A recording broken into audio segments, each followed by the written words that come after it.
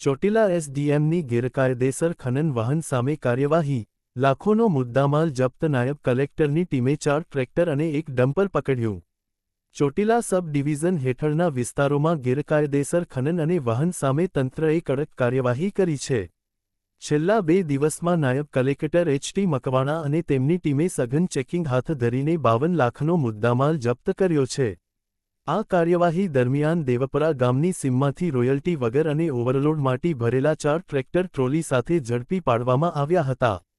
આ ઉપરાંત થાનગઢ વગડિયા રોડ પરથી ગેરકાયદેસર કોલસો ભરેલું એક ડમ્પર નંબર GJ13AX8597 પણ જપ્ત કરવામાં આવ્યું હતું.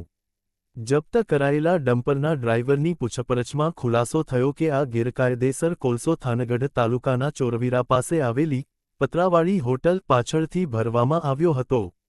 આ ખુલાસા બાદ આગામી સમયમાં કોલસા માફિયાઓ સામે વધુ તપાસ તેજ બને તેવી શક્યતા છે. જપ્ત કરાયેલ તમામ મુદ્દામાલ હાલ ચોટીલા મામલતદાર કચેરી ખાતે ખસેડવામાં આવ્યો છે અને કાયદેસરની કાર્યવાહી હાથ ધરવામાં આવી છે. અહેવાલ રોહિત આર જતાપરા.